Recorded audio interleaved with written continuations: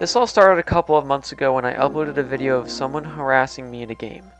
Its whole purpose was to try and get the harassers banned. I never really expected it to go anywhere, but as of right now it's actually my most viewed video. In the video, someone named Ripped Soul was harassing me over the avatar I wore. He made up a fake story about me having known him for years and said I began to send him weird images, some being not safe for work. He also told people I was a grown man, which is obviously untrue. When I shot this video, edited it, and uploaded it to YouTube, I didn't put much effort into it and never expected it to take off, but, I guess I was wrong.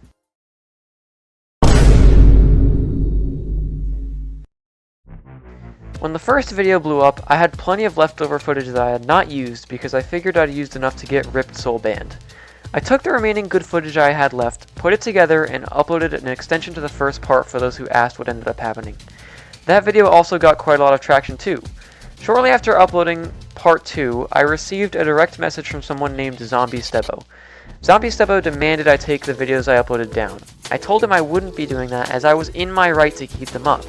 I blocked him shortly after, but as days went by, I started to notice that Zombie Stebo was making Roblox accounts designed to have usernames that mimic mine. Only the descriptions and sometimes names had disgusting or inappropriate content in them.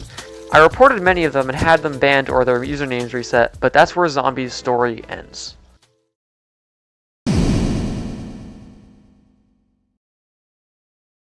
Sometime after being unbanned, I found myself banned once again, only for 7 days this time. I chopped it up to Zombie Stebo again and made part 3. This time it was based around Zombie and not Ripped Soul. I go over Discord DMs in the video and show the accounts made to make me look like I broke the rules. This was by far the video that I put the most effort into at the time. Around this time is when I began to have my email inbox spammed daily. Someone by the name of Benz on Discord messaged me and said they were going to terminate my account. I calmly told them that I didn't want to deal with any more drama, and then they blocked me before they actually responded.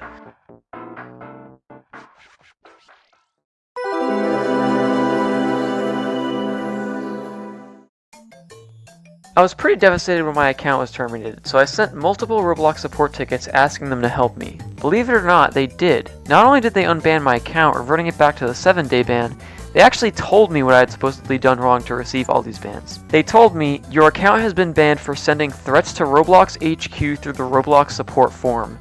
In that moment, it hit me. They were using the email they found to get me banned because it was previously associated with my account. I had swapped my accounts over to another email address, but I immediately got to work asking Roblox to block or disregard any emails coming from the email they had. They told me it wasn't possible to block it after many times of asking them. My account was deleted within the week all this happened, so in one final last-ditch attempt to get my account back, I wrote back one more support ticket to Roblox, citing many instances where I told them my account was being banned for something out of my hands. And they actually unbanned me. It had worked.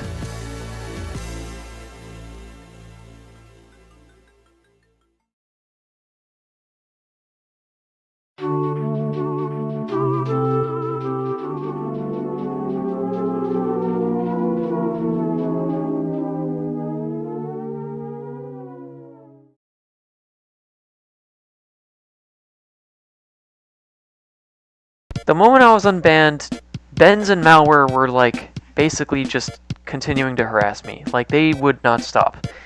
They kept saying that they would ban me somehow, and it never happened. And I'm glad that was the case, but something worse happened after this. I haven't talked about this before because this is basically where part 4 ended. A week ago on Thursday, the police showed up at my dad's house. And they asked for me. They said that I had sent threats to Roblox and they needed to make sure that I had no access to flying to California, which is where Roblox HQ is located. And they also asked if I had any way of getting hold of firearms. My dad said no to both of these because, that I don't. And they were on their way. So the police showed up asking for me. I heard about it at school and, kind of broke down because I just, that the police were asking for me. That's crazy for something I didn't do. So in that moment, it kind of hit me that the way that they were banning me was, through using my email to send threats. I had known that, but I didn't think it would escalate to something so serious that the police got involved. So I never told anybody about it. This was the first time my parents actually heard about what was going on. And, this was pretty serious.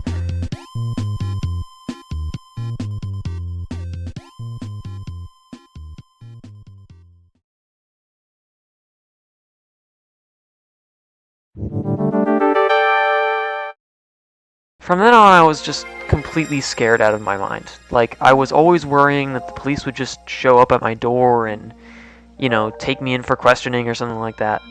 So, this was a very stressful and worrying time for me.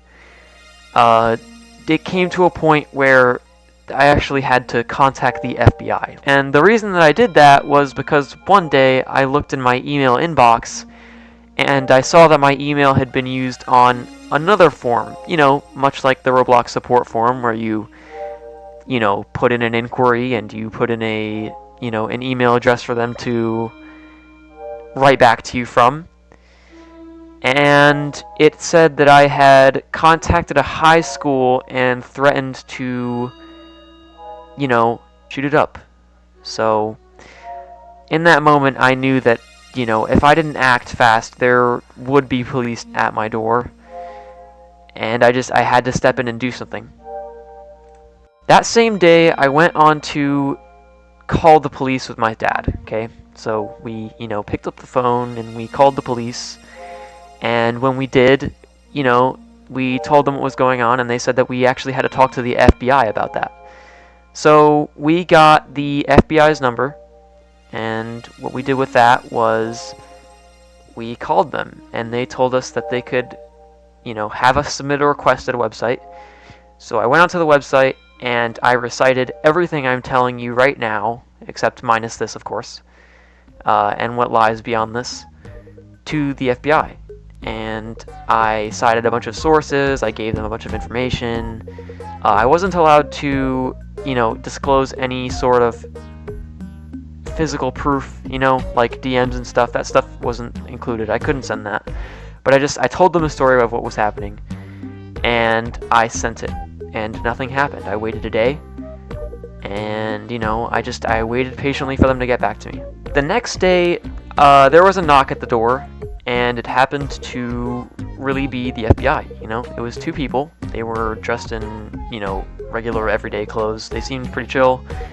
And we sat down and we talked about what happened, and, I explained everything that I had explained in the email, just more in depth. We explained it, and they actually told me that this was, very sadly a common, occurring thing that happens all the time.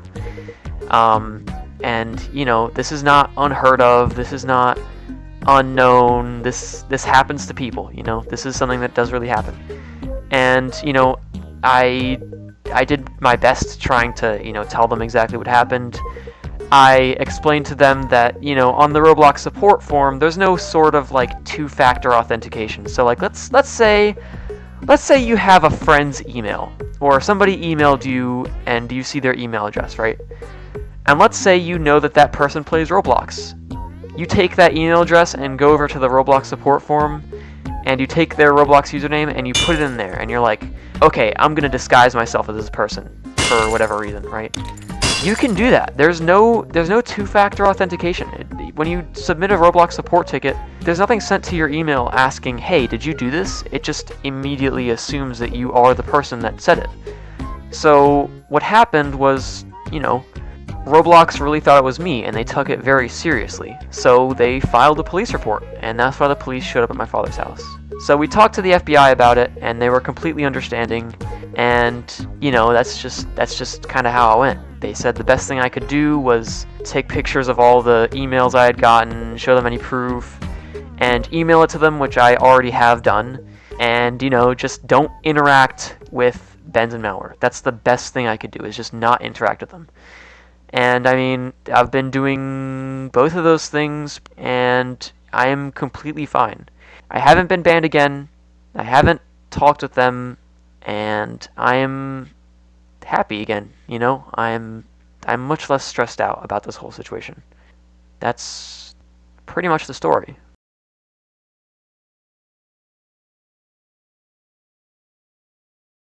before I end, I want to thank so many of you guys. I mean, you know, words cannot describe how thankful I am that so many people have commented on my videos, liked my videos, watched my stuff, and just told me how they feel about it and how it's unfair. I have a Discord server, a bunch of people have joined there.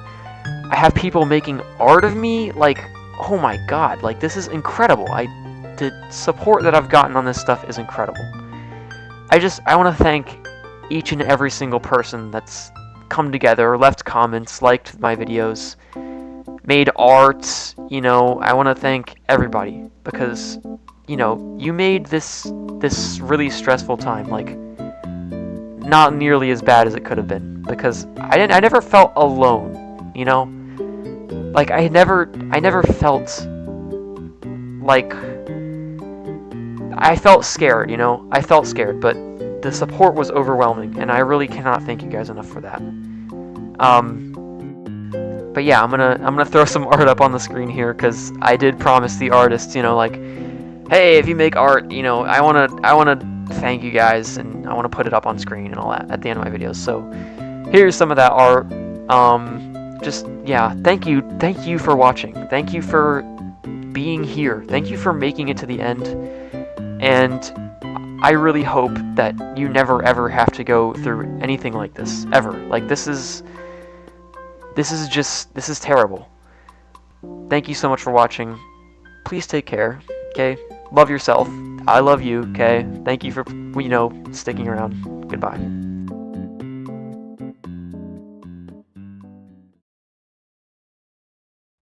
You're still here? Was the Minecraft movie any good? I mean, like, let me know, cause, yeah, I haven't seen it yet. Oh. What can I get, Darby? Can I get the Minecraft meal? Flint and meals!